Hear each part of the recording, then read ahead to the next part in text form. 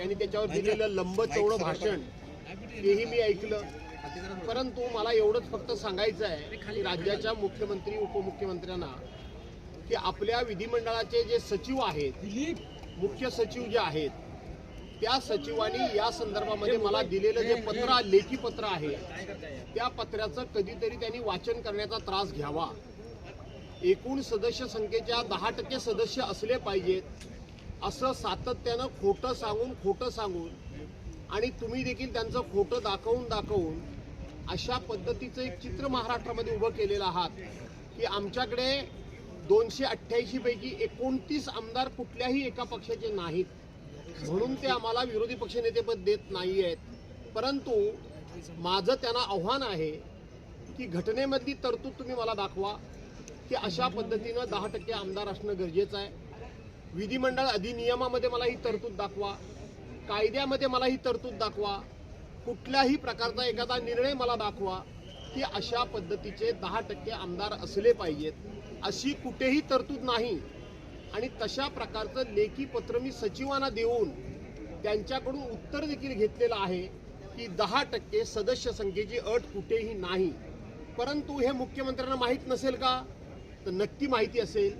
परंतु देताना मात्र 10%ची अट आणि घेताना ती अट विसरायची ही यांची प्रवृत्ती आहे. सभापती पण असं म्हणतायत की योग्य वेळ असं आहे की शेवटी गेल्या 2022 पासून या विधिमंडळाचे धिंडवडे काय निघतायत ते आपण बघितलेले आहात. हे ज्या वेळेला उद्धव साहेबांचं सरकार पडलं तेव्हापासूनचा जर इतिहास आपण बघितला तर उपसभापतींना आमदारांनी केलेली बंडखोरी किंवा पक्षांतर्गत बंदी विरोधी कायद्यावर त्या ठिकाणी कुठलाही निर्णय घेण्याचा अधिकार नाही आणि विधानसभेच्या अध्यक्षांची निवड करण्याचा अधिकार दिला. आणि त्यावेळेपासून या विधिमंडळाच्या नियमांचं, कायद्याचं, प्रथेचं, परंपरेचं कसं वाटोळं लागलेलं आहे याची अनेक उदाहरणं मी सांगू शकेन.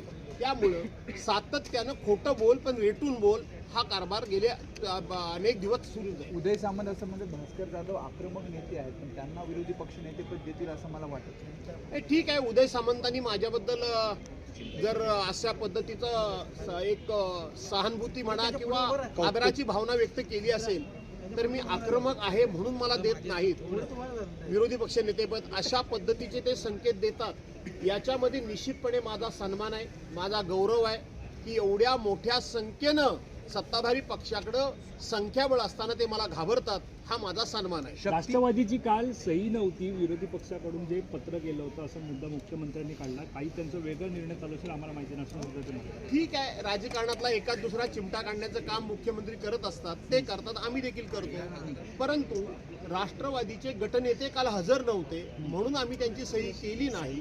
कारण कॅमेऱ्यामध्ये आता सगळं दिसतं.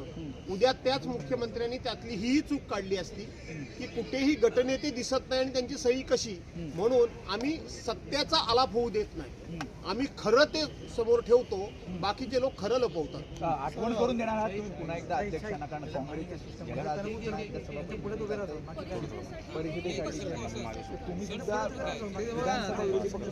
आम्ही जे आता बोलतोय ते केवळ विधानसभेच्या विरोधी पक्ष नेतेपदाकरता बोलत नाहीये, तर विधान परिषद आणि विधानसभा दोन्ही सभागृहाच्या विरोधी पक्ष नेतेपदाची निवड त्यांनी करावी आणि लोकशाहीची त्यांनी इब्रत राखावी, लोकशाहीचा मान सन्मान करावा अशा पद्धतीचा आमचा आग्रह दोन्ही सभागृहाकरता राहणार आहे, एकाच सभागृहाकरता नाही.